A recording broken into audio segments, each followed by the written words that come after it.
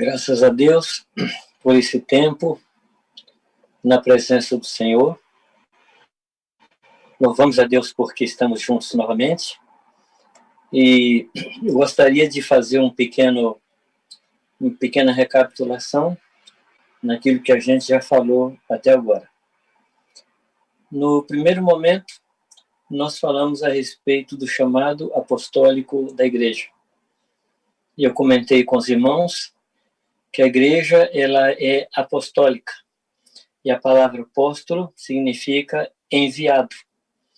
A igreja apostólica desde a sua origem, porque ela nasceu de um envio que Deus fez do seu Filho Jesus Cristo.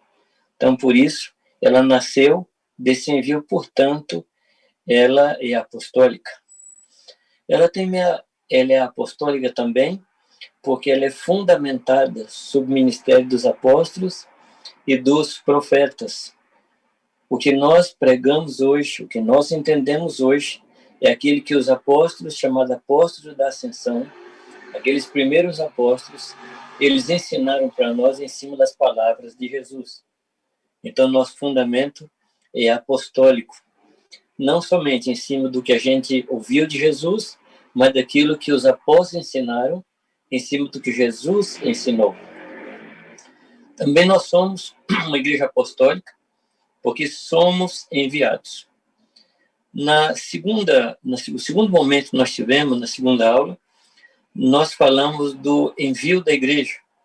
A igreja foi enviada e Jesus, em João capítulo 20, versículo 21, ele diz, assim como o Pai me enviou. Ou seja, assim como o Pai fez de mim um apóstolo, eu também faço de vocês esses apóstolos. Então, nós somos enviados. Comentei com vocês que para compreendermos missões, compreender a missiologia, nós precisamos entender o que está no Salmo 2. Eu comentei com vocês, Salmo 2, e ali esse Salmo, ele dá uma ideia muito clara de todo o conflito que existe entre as nações da terra e o próprio Deus. Salmo 2 começa com uma pergunta de Deus: por que se amotinam os povos e as gentes imaginam coisas vãs?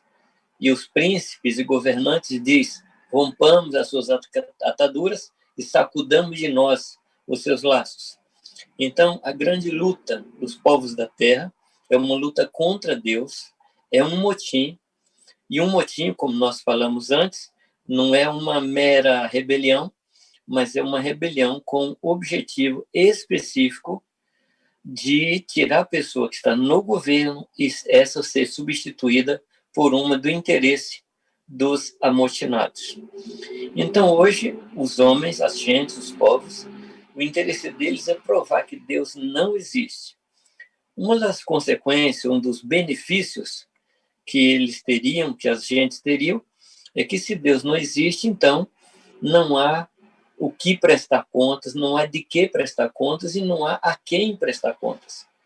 Então, em cima disso, não há pecado. Não há pecado, não há culpa, não há condenação. Então, é melhor dizer que não há Deus. É como a história daquele rei, que por se achar muito feio, ele mandou quebrar todos os espelhos do palácio. Então, se eu entender que não existe Deus, então a cobrança, a responsabilidade com santidade, com pureza, isso acaba. Aí nós mostramos que o Senhor, que Deus, ele responde com duas ações. São duas reações de Deus. A primeira, ele ri e zomba dos povos da terra, pois que é o homem para se levantar contra o Deus Altíssimo e Todo-Poderoso. E ele diz que ele colocaria o seu santo ungido sobre o Monte Sião. O Monte Sião é a igreja. E ele coloca Jesus como cabeça da igreja, como está em Efésios, capítulo 1, versículo 22, que diz que ele pôs todas as coisas debaixo de seus pés e para ser o cabeça sobre todas as coisas, Deus o deu à igreja. Então, é aí que entra a nossa parte. É para isso que nós somos enviados. Nós temos uma tarefa.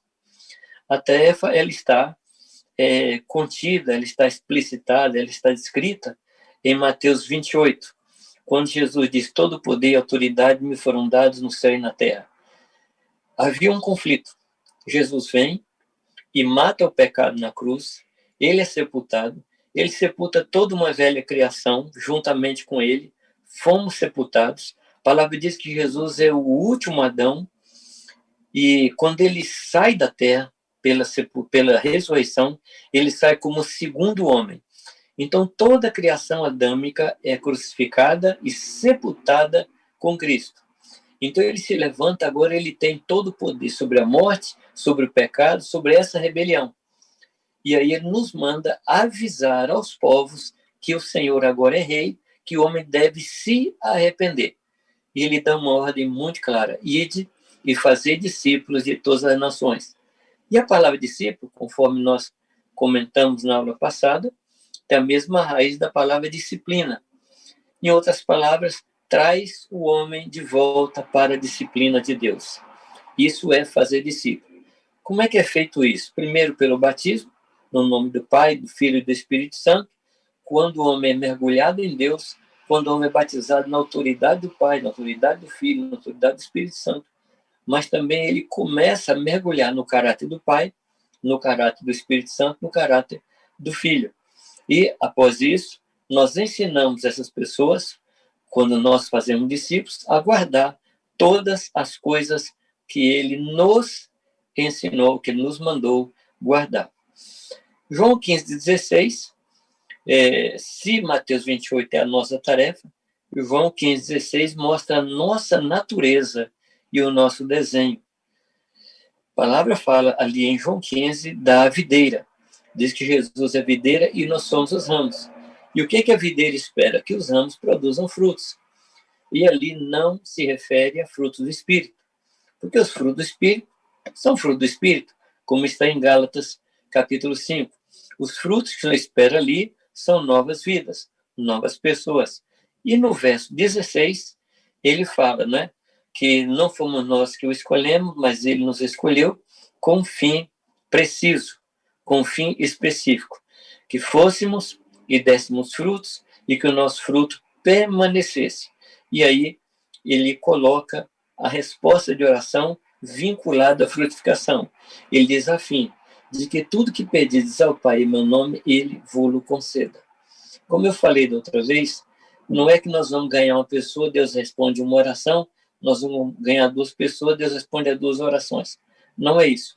É quando nós compreendemos a nossa natureza, o nosso papel, entendemos o motivo pelo qual nós nascemos e vivemos aqui, isso passa a fazer parte da nossa oração diária, faz parte do nosso estilo de vida, da nossa forma de viver.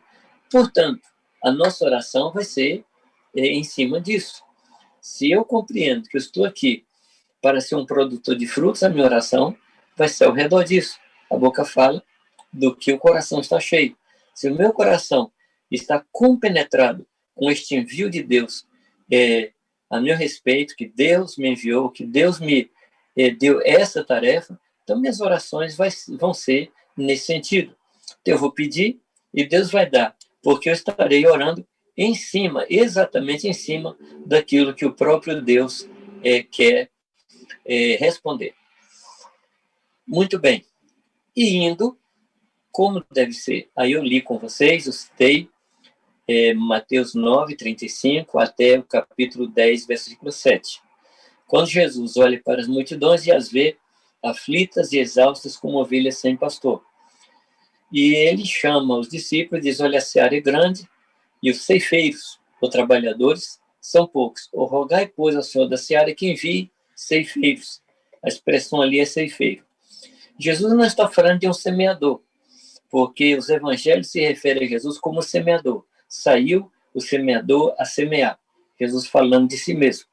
Mas agora aqui ele está pedindo para o Pai mandar ceifeiros, ou seja, ministérios que pastoreiem, que discipulem as pessoas, essas que estão como ovelhas sem pastor. Indo, então, ele dá o que pregar. No capítulo 10, ele diz: e quando nós entrarmos na cidade, devemos pregar o quê? Arrependei-vos, porque é chegado até vós o reino de Deus. Qual é a conexão? Por que essa frase? Por que esse evangelho? Por causa de Salmo 2, que as nações estavam se rebelando contra o reinado do Senhor. As nações estavam se rebelando contra o ungido do Senhor. Então Jesus vem e quer implantar o reino dele. Por isso que essa é a mensagem. Não tem outra mensagem que vai resolver o problema do homem, senão a mensagem do arrependimento que o homem precisa ter a respeito do seu pecado. E qual é o seu pecado? Rebelião. Não é arrependimento dos pecados. Nesta hora, não é arrependimento dos pecados, mas arrependimento do pecado. Repito, qual é o pecado? É rebelião contra Deus. Como é que essa rebelião se manifesta? Quando eu deixo de fazer a vontade de Deus e faço a minha vontade. Jesus nos deu o exemplo de como deve ser a vida cristã, como deve ser a vida de um discípulo. Que não seja a minha vontade, mas a tua. Não o que eu quero, mas o que o Senhor quer. Então, essa é a mensagem. O reino de Deus está chegando e nós precisamos nos render ao governo de Deus. A palavra diz que o Senhor nos trasladou do império das trevas para o reino da luz. A nossa salvação, ela compreende a saída de um império e a entrada no reino. Antes, no império das trevas, quem dominava a nossa vida era o nosso inimigo, o príncipe das trevas. Ao sair do império das trevas, nós entramos embaixo de um outro domínio, que é o domínio do Senhor Jesus Cristo, o Rei dos Reis. Então, a salvação não é somente um acontecimento imediato que terminou em algum momento da nossa história. Não, a salvação, ela é um momento, mas ela vai crescendo na nossa vida, até que todas as áreas da nossa vida sejam salvas. E essa salvação só acontece quando o nosso Rei vai dominando cada área da nossa existência. Até, como diz a Escritura, ser luz perfeita e que não haja em nós nenhuma treva. Quando Jesus ele está com seus discípulos, ele diz, vamos-nos daqui, porque aí vem o príncipe deste mundo e ele não tem nada em mim. Esse é o nosso alvo, que Jesus reine na nossa vida, de tal forma, com tal intensidade, que o inimigo não tenha nenhum espaço em nossas vidas.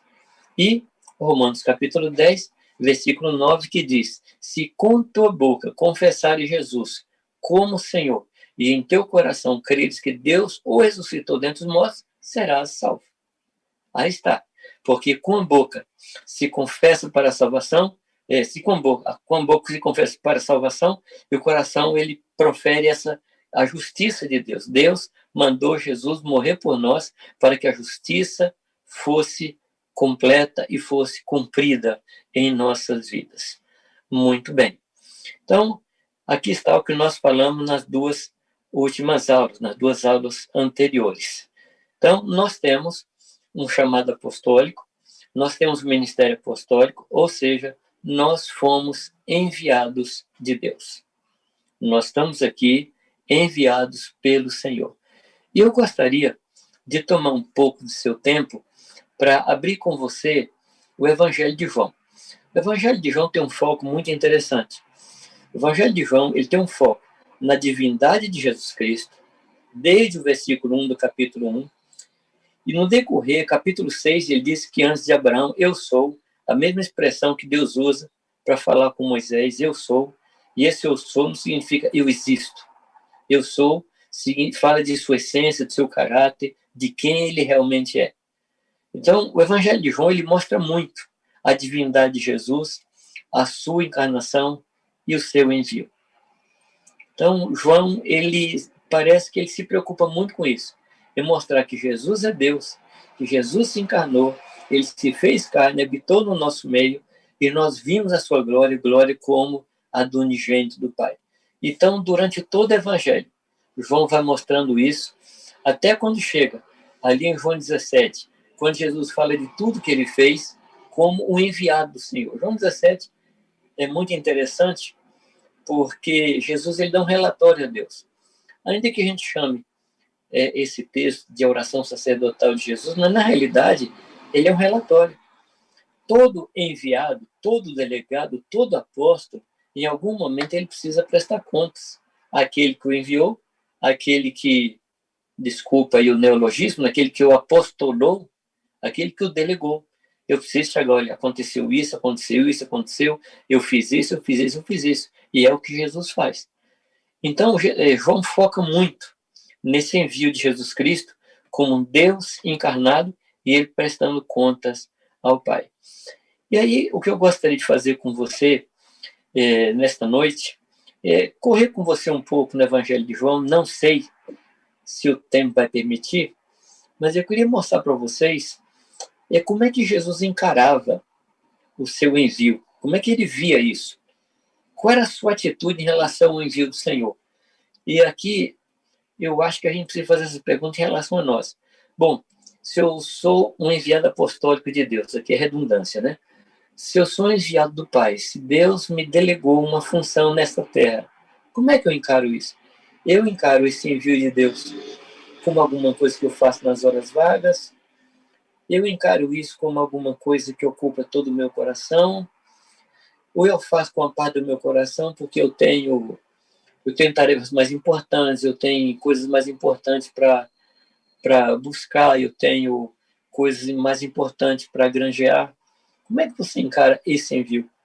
Se o que nós falamos até agora, nas 2 aulas, se o que nós falamos é verdade, se você realmente crê, se você foi convencido que você é um enviado de Deus, que você não é desta terra, você é do céu, você é do Senhor, e você está nessa terra, mas você não é daqui, você está no mundo, mas você não é do mundo. Como é que você encara este envio de Cristo? Claro que eu não vou responder como é que você encara, mas eu quero lhe mostrar como é que Jesus ele encarava isso. Em João, capítulo 4, verso 33 a 34, eu vou lhe dar um nome deste senso de Jesus. A palavra senso fala de sentido. Como é que ele sentia isso? Como é que ele percebia isso? E eu chamo isso aqui senso de importância ou essencialidade. O que é essencial? Então, Jesus ele tinha esse senso. O que realmente é essencial? Na conversa de Jesus com Marta e Maria, lá em Lucas 10, Jesus se volta para Marta, não vou falar tudo o texto que você conhece, ele diz assim, Marta, você está preocupada com muitas coisas. Ou outra versão diz, você está angustiada ou ansiosa com muitas ocupações, mas poucas importam e uma só basta. O que Jesus está mostrando ali para Marta e Maria? Que há uma coisa essencial. Se você pode se envolver com algumas coisas que são importantes, todas as coisas não são importantes. Eu escutei uma mensagem há anos atrás de um homem que vocês conhecem, que eu respeito muito, chamado Thomas Wilkins. Respeito muito esse homem. E ele ensinou para nós há muito tempo atrás que nós devemos fazer 2 montes. Um monte das coisas importantes e um monte das coisas urgentes. E fugir das coisas urgentes. E ficar só com as importantes. Porque, infelizmente, a gente vive embaixo da tirania da urgência. E muita coisa importante a gente deixa para lá. Então, eu tenho que ver quais são as coisas importantes e me dedicar a elas. E, dentre dessas importantes, quais são as essenciais? Me dedicar a isso. Então, Jesus ele fala nesse texto, João 4, alguma coisa que é totalmente essencial. Também eu acho que é redundância, né? Fala totalmente essencial. Porque se é essencial, né? Você se lembra do contexto? Jesus chega em Sicar, está com fome, cidade samaritana, manda os discípulos comprar comida, não sei o que eles foram comprar, o texto não fala. Nisso chegou a mulher, conversa com essa mulher, e daqui a pouco os discípulos chegam, vê Jesus conversando com a mulher, e quando oferece a comida a Jesus, Jesus diz assim, eu estou sem fome.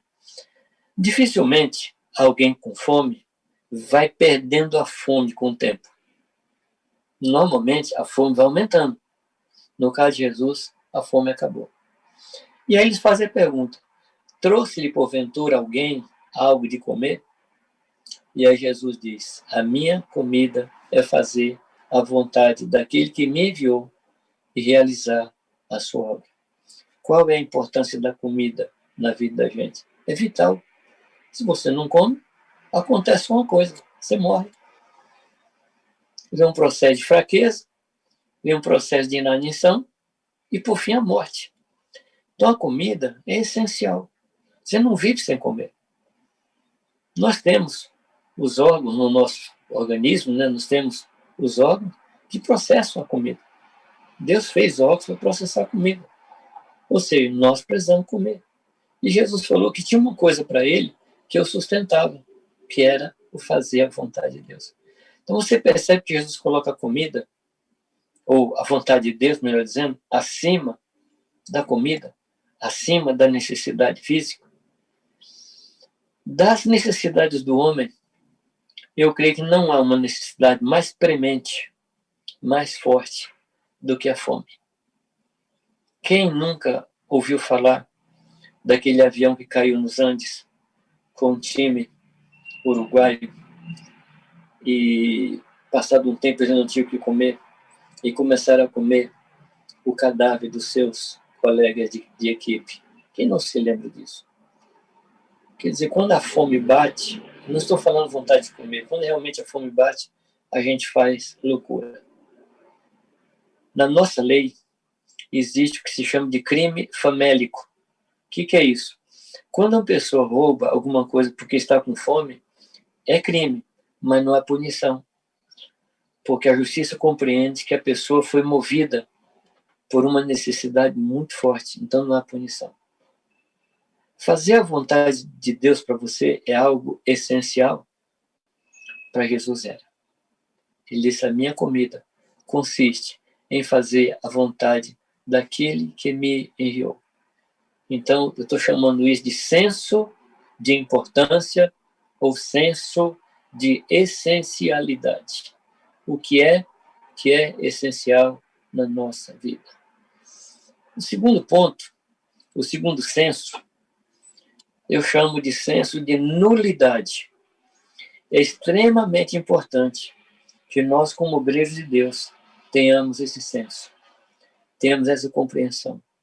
Ele diz, Jesus respondeu, está no capítulo 5, versículo 19 de João. Na verdade vos digo, que o Filho, por si mesmo, não pode fazer coisa alguma, senão vir o Pai fazer, porque tudo quanto ele faz, o Filho o faz igualmente. E reforçando isso, no capítulo 15, versículo 5 de João, nós estamos em João, ele diz, eu sou a videira verdadeira, vós as varas. Quem está em mim e eu nele, esse dá muito fruto, porque sem mim nada podeis fazer. É extremamente importante que um obreiro descubra essas duas coisas principais e iniciais. Primeiro, fazer a vontade de Deus é a coisa mais importante da nossa vida. Segundo, sem Ele podemos nada. Sem Ele somos uma completa nulidade. Eu tenho que ter esse senso. Qualquer dom perfeito, qualquer boa dádiva, qualquer manifestação de generosidade, de santidade, de pureza, qualquer coisa boa que apareça em mim ou em qualquer pessoa, veio do Pai das Luzes. Porque eu de mim mesmo não produzo nada de bom. Eu não posso pregar o Evangelho se não for capacitado pelo Senhor. Eu não posso curar os enfermos se não for capacitado por Ele. Eu não posso ressuscitar mortos se não for capacitado por Ele. Eu não posso alimentar alguém se não for capacitado por Ele. Ele é quem realiza em mim o querer e o fazer. Isso tem que ser aprendido no começo do nosso ministério. Se nós não aprendermos isso, nós vamos fazer um ministério na força da nossa carne. E a carne, ela só produz morte. A carne só produz morte. O que vem do Espírito é vida, o que vem da carne é morte. Que Deus nos livre. Então, esse ponto é o senso de nulidade. Eu não sei se você já teve um encontro com a sua nulidade. Quando você fica desesperado, Deus, o que eu posso fazer? É você chega à conclusão, nada. Eu não tenho capacidade para nada. A coisa mais essencial da vida da gente é a respiração. Não tem nada mais básico do que a respiração. E nós só respiramos, porque Deus permite. Só isso. O escritor de Eclesiastes, ele compara a nossa vida com fio de prata. E você sabe como o fio de prata ele é frágil. Se você esticar um pouquinho mais, ele rompe. Assim é a nossa vida. Eu só faço alguma coisa porque eu levantei respirando. Se eu parar de respirar, acabou a vida. Então eu sou assim. Eu tenho que ter essa compreensão. Eu não prego se Deus não me inspirar. Eu não faço bem se Deus não me inspirar. Eu não cuido de pessoas se Deus não me inspirar. O terceiro senso é o senso que eu chamo de senso de responsabilidade. João 6, 38 a 40. Porque eu desci do céu, não para fazer a minha vontade. Será que a gente pode falar isso também? Eu estou aqui na terra, não para fazer a minha vontade. Gente, se a gente compreendesse isso desde criança, a gente ia sofrer muito menos. Porque o grande problema nosso é que a gente quer fazer a própria vontade. Você quer saber se uma pessoa é mansa? Não olhando para ela, é contrariando. Contraria uma pessoa, aí você vai saber se ela é mansa ou não. Porque a coisa mais importante para mim, Jamê, homem carnal, é a minha vontade. E a cruz não é uma pessoa, não é minha família, não é a sogra, não é o patrão. A cruz é quando a minha vontade se encontra com a vontade de Deus. Aí opera a cruz. Uma das duas tem que morrer. Uma das duas tem que ser renunciada. Uma das duas tem que ser colocada em segundo, terceiro plano. Ou a minha vontade, ou a vontade de Deus. Será que eu posso então dizer, eu estou aqui não para fazer a minha vontade, mas a vontade daquele que me enviou. E a vontade daquele que me enviou, o Pai, é esta, que nenhum de todos aqueles que me deu se perca, mas que eu ressuscite no último dia. Porquanto, a vontade daquele que me enviou é esta, que todo aquele que vê o Filho e crê nele tenha a vida eterna, e eu o ressuscitarei no último dia. Então você percebe a consciência de Jesus? Que coisa tremenda, que coisa maravilhosa. Então ele se sentia responsável por não perder nenhum daqueles que Deus o entregara. Ele tinha essa responsabilidade de cuidar daqueles pelos quais Deus o responsabilizou. Eu gosto de pensar numa coisa gosto de pensar na diferença de uma pessoa adulta para uma criança. E não é só o tamanho, não é só o tipo de voz, não é isso não. A coisa que eu considero mais importante, que mostra a grande diferença entre um adulto e uma criança, é que a criança ela é muito voltada a fazer sua vontade. Ela quer uma coisa e não admite não ter aquilo. Ela deseja uma coisa e não admite que lhe seja negado. Então ela quer aquilo e quer e pronto. Não quer a coisa, ela não vai fazer, não vai se esforçar para isso. O adulto, que é a pessoa que cresceu, ela não age pelo que ela quer. Ela age pela responsabilidade que ela tem. Correto? Quantas vezes segunda-feira cedo, chuva, frio, principalmente em São Paulo, né? Aí você fala assim, hoje eu não vou trabalhar. Você não faz isso.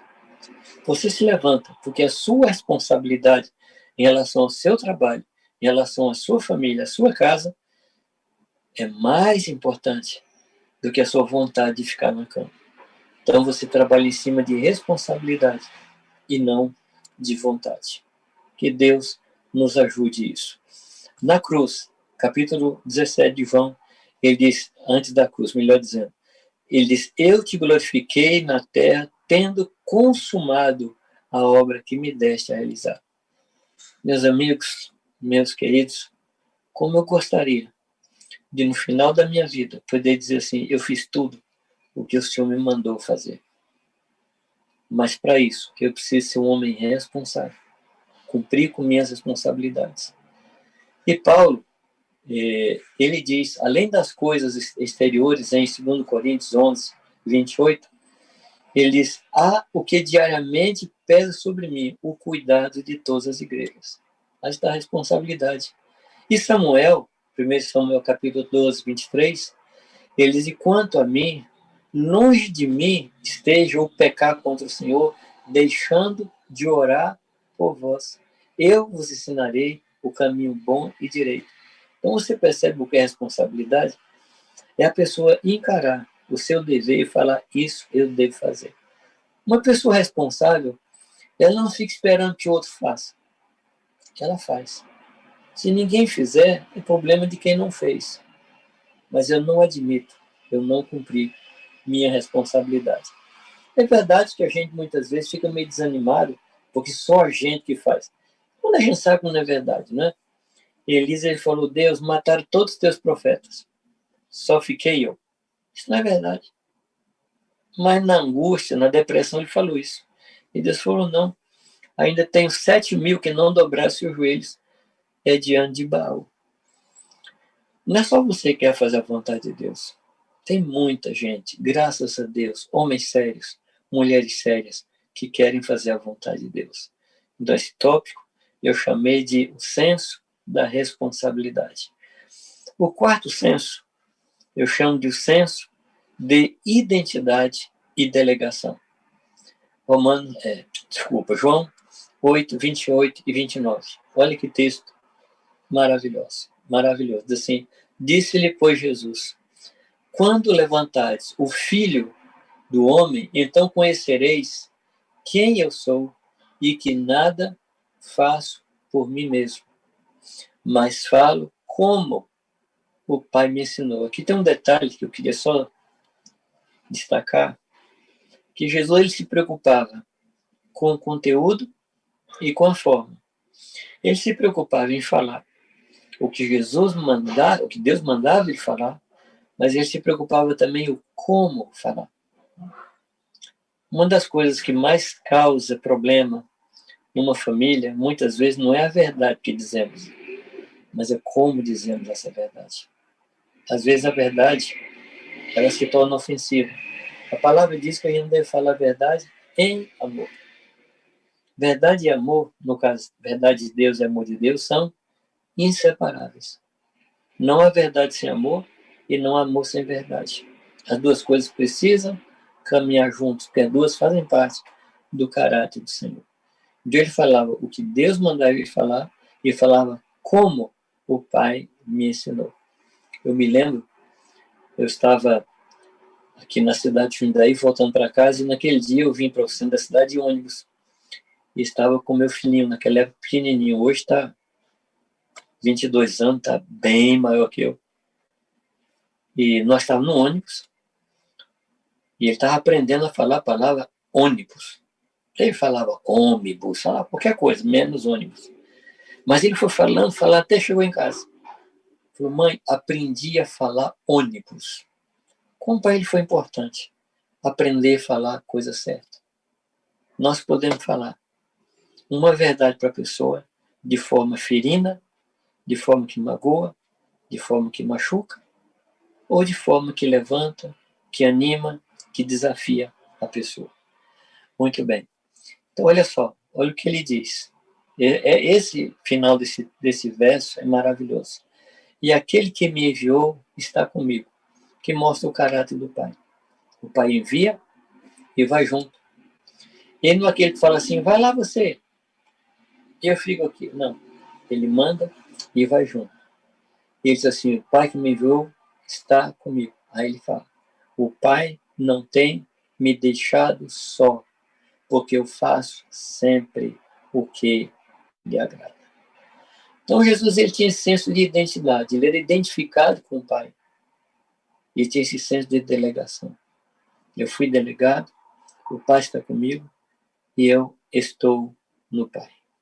Esse é o quarto, senso de identidade, senso de delegação. O próximo, quinto senso, eu chamo de o senso de referência. João 8, 38. Ele diz, eu falo do que vi junto de meu Pai, e vós também fazeis o que viste junto de vosso Pai. Aqui Jesus estava no embate com os fariseus. No final, aqui no contexto, Jesus está dizendo que eles eram filhos do diabo. Ele fala, não, ele não é filho do diabo, ele é filho de Abraão. Jesus falou, não. Vocês não são filhos de Abraão. Porque se vocês fossem filhos de Abraão, vocês faziam a vontade de Deus. Ou vocês fazem a vontade do vosso pai, que é o diabo. E Jesus diz, eu falo do que vi junto do meu pai. Eu chamo isso senso de referência. Quem é a minha referência? Claro que a minha primeira referência é o Senhor Jesus Cristo. O que ele fez, como ele falou. Há um livro maravilhoso, eu gosto muito desse livro, muito antigo, Em Seus Passos, que faria Jesus? Lê esse livro e fala desse tema. O que Jesus faria em meu lugar aqui agora? O que Jesus faria no trânsito em São Paulo? Como é que ele dirigiria? Como é que Jesus manejaria o seu carro no trânsito em São Paulo? Como é que Jesus trataria a esposa que eu tenho no meu lugar? Como é que Jesus trataria os filhos que eu tenho? Como é que Jesus trataria os meus pais? Então ele tinha uma referência. E nós precisamos ter referência de Jesus. Mas a palavra também diz que nós precisamos imitar os nossos pais na fé. Imitar a fé que eles tinham. Eu preciso imitar a fé de pessoas. Tem uma pessoa na Bíblia, você já me ouviu falar sobre isso, que eu olho para ele e admiro e tenho uma paixão por querer imitar a sua vida, que é Caleb. A Bíblia fala muito pouco de Caleb, mas o que fala de Caleb fala profundamente de um homem dedicado ao Senhor até as últimas consequências, até os seus últimos tempos de vida. Caleb, aos 85 anos de idade, ele queria fazer a vontade de Deus. Aos 85 anos, ele estava começando tudo de novo. Então, a persistência, aquele homem agarrou a visão de Deus, permaneceu na visão de Deus, e isso o sustentou. Então, eu queria propor a você que ter Jesus como sua referência máxima e também olhar para alguém nas Escrituras e assim, eu quero imitar essa pessoa. E além disso, procure homens e mulheres do seu lado e olha para eles. Olha para as pessoas que guiam você e diz assim, eu quero imitar fulano. E mais ainda, seja digno de ser imitado. Tem um outro texto na Escritura que eu acho maravilhoso, que está em Atos capítulo 11, versículo 23, quando diz que Barnabé era homem bom, cheio de fé, e muitas pessoas se uniram ao Senhor. Então Barnabé era uma referência, por causa da sua bondade e por causa da plenitude do Espírito no qual ou na qual ele andava. Senso de referência. Quem é a minha referência? Quem é a sua referência? O sexto, senso, eu chamo de senso de oportunidade, ou senso de tempo. Que tempo é esse? Que momento é esse? A palavra fala de pessoas que perderam a oportunidade. A palavra fala de Jerusalém, que perdeu a oportunidade da visitação. Jesus chegou para visitar Jerusalém. Jesus chegou para dizer a bênção para Jerusalém. E Jerusalém não aproveitou o tempo da visitação.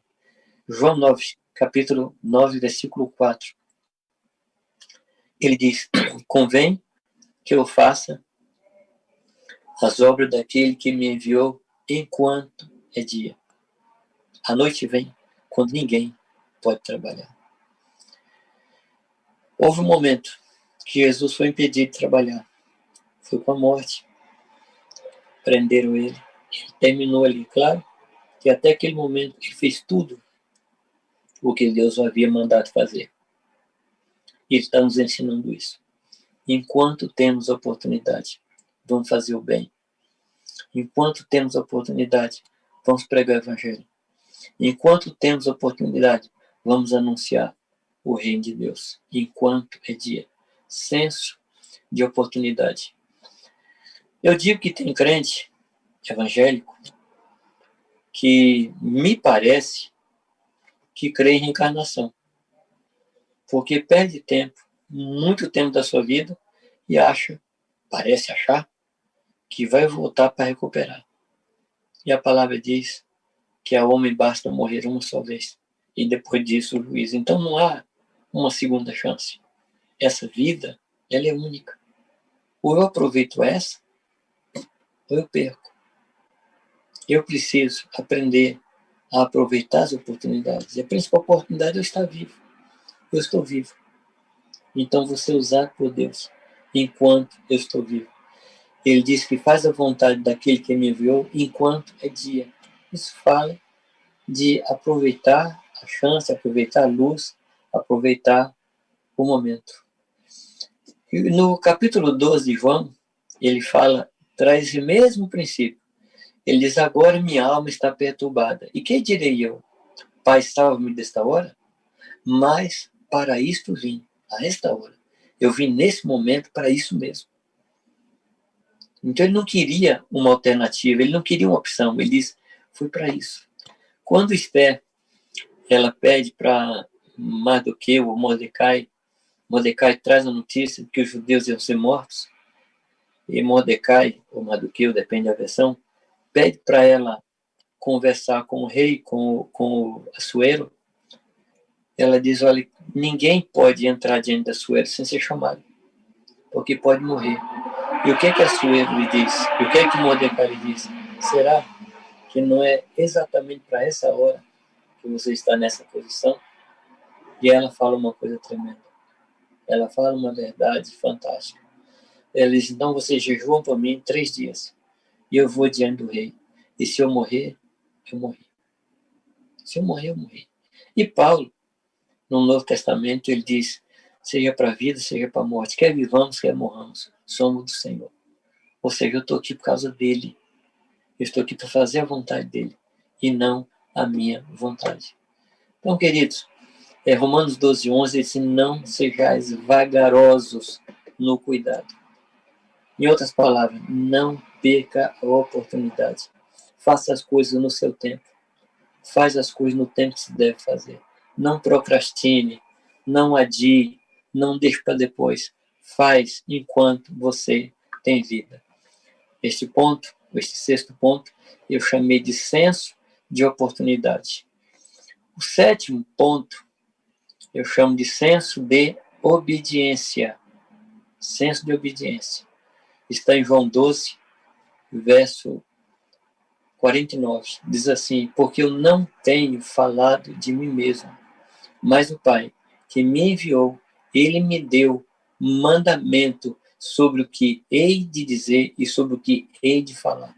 E sei que o seu mandamento é a vida eterna. Portanto, eu falo como o Pai me tem dito. Jesus não se arriscava acrescentando ou tirando. Um dos grandes problemas nossos é querer administrar as ordens do Senhor. O Senhor diz para nós, faça isso. A gente começa a raciocinar. A gente começa a meditar naquilo. Fala assim, não, Deus falou isso, mas ele queria dizer outra coisa. Isso que Deus falou é uma força de expressão. O grande problema nosso é que nós administramos os mandamentos do Senhor. Mandamento não é para ser administrado. Mandamento é para ser obedecido. Deus falou, nós vamos fazer. Ele é o rei, nós somos seus servos. Ele é o nosso dono, nós somos suas propriedades. Ele é o nosso chefe e nós somos seus servos. Então não há que administrar. Não existe esse espaço na vida da gente. O próprio Jesus, ele foi preparado para isso. Lá em Hebreus, capítulo 5, diz que Jesus, nos dias da sua vida, nos dias da sua carne, ele ofereceu a Deus com forte clamor e súplicas e lágrimas, orações e súplicas, a quem o podia livrar da morte. E tendo sido ouvido por causa da sua piedade, embora sendo filho, aprendeu a obediência pelas coisas que sofreu. E tendo sido aperfeiçoado, tornou-se autor da salvação eterna de todos os que lhe obedecem. Amados, a obediência não é um dom. A obediência é um aprendizado. Ninguém nasce obediente. Nenhuma criança nasceu obediente. Ela aprendeu obediência. Ela foi aprendendo. E o nosso trabalho como pais, nosso trabalho principal é ensinar os nossos filhos a obedecerem. Obedecer às regras, obedecer aos princípios, obedecer às autoridades e, acima de tudo, obedecer a Deus e a sua palavra. Nós aprendemos a obedecer. Não é uma questão assim, Deus me faz obediente. Não pense que vai cair um dom na sua cabeça e a partir daquele momento você vai ser obediente. Não, não.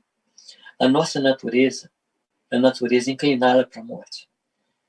E a nossa natureza, ela é essencialmente rebelde. Nós somos mal, o homem é mau. O homem é como impuro, a sua justiça como trapo de imundícia. Assim nós somos. Mas Deus nos deu a chance de aprendermos a viver uma vida reta, uma vida de obediência.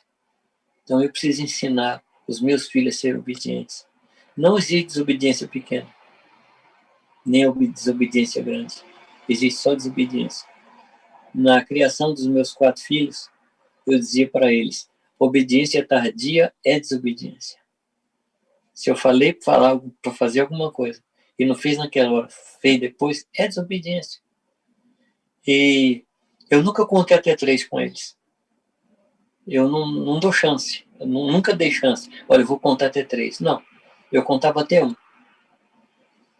Você não conhece na história, na Bíblia, nenhum lugar onde Deus fala assim, olha, eu vou contar até 3 para você parar de adulterar. Eu vou contar até 3 para você parar de roubar. Eu vou contar até 3 para você parar de mentir. Não. Simplesmente assim, seja santo. Não peque. Não adultere. Não adulterarás, está escrito. Não mate. Só. E é uma tarefa árdua. Ensinar a obediência é uma tarefa árdua. Porque nós estamos indiretamente contra a carne. Mas Jesus tinha esse senso de obediência. E como é que ele aprendeu? Aprendeu pelas coisas que sofreu. O último senso, e estou terminando já. O último senso, senso de resultado. Eu vou ler o texto e você vai compreender. João 17, 21. Para que todos sejam um, como tu, ó Pai, o és em mim e eu em ti. Que também eles sejam um em nós, para que o mundo creia que tu me enviaste. Jesus está falando aqui de 2 resultados. O primeiro resultado, o que ele fazia, o que ele ensinava, o que ele ministrava, como ele cuidava, o cuidado dele tinha um objetivo, para que nós fôssemos um. Esse é o primeiro resultado que ele queria. E o segundo resultado era que o mundo acreditasse que Deus enviou a ele, Jesus Cristo. Ele buscava isso. Então, quando nós trabalhamos no Evangelho, nós precisamos trabalhar em busca de um resultado. Nós não trabalhamos assim aleatoriamente, sem esperar um resultado. Nós sabemos o que queremos. Paulo fala sobre isso quando fala sobre um atleta que corre numa corrida esperando um troféu. Não tem um troféu, tem alguma coisa que a gente está buscando. E no caso de Jesus Cristo, ele buscava a unidade entre nós e como resultado da unidade, ele queria que o mundo cresce, que Deus havia enviado a ele, o Senhor Jesus Cristo. Eu neles e tu em mim, para que sejam perfeitos em unidade e para que o mundo conheça que tu me enviaste e que os tens amado a eles como me tens amado a mim. Senso de resultado.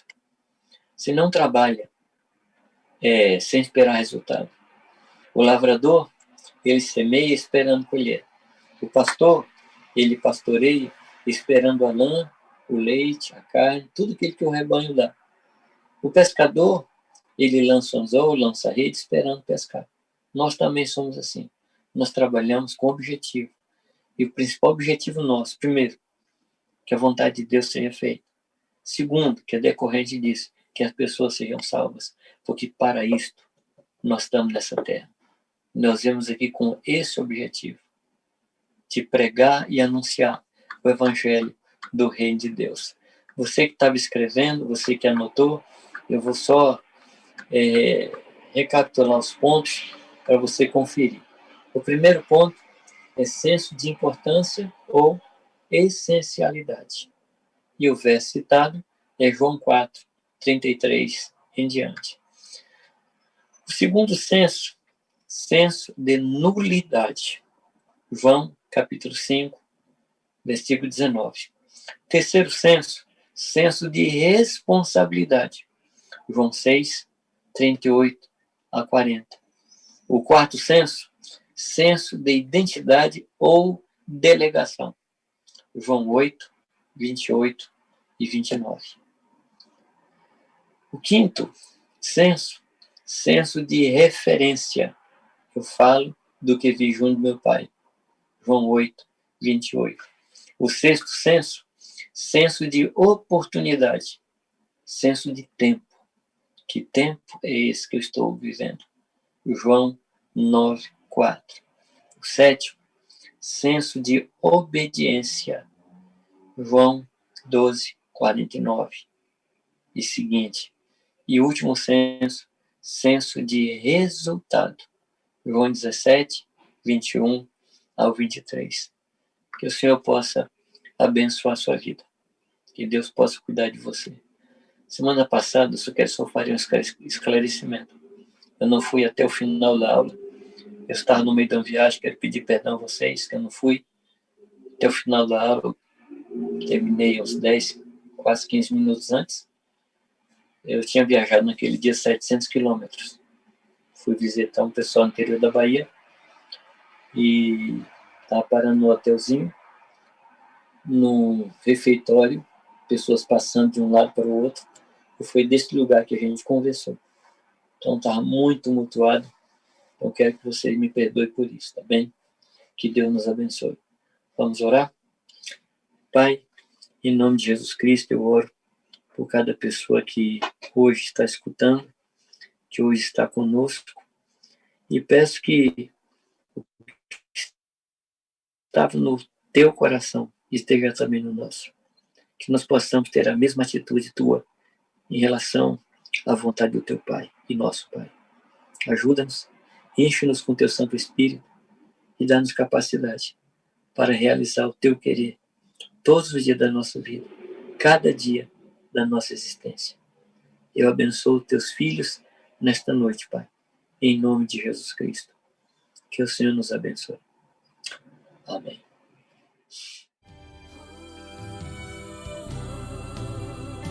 Quem está disposto a ser um vaso novo, erga sua voz.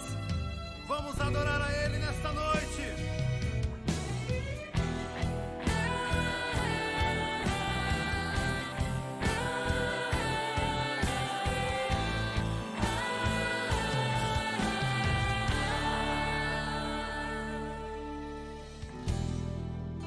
Tu és minha canção e eu te louvarei e eu te adorarei.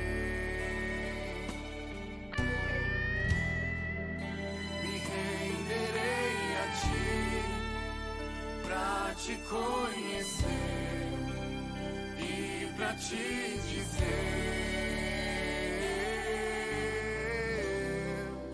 te amo, Jesus, te adoro, meu Pai, vem me quebrar.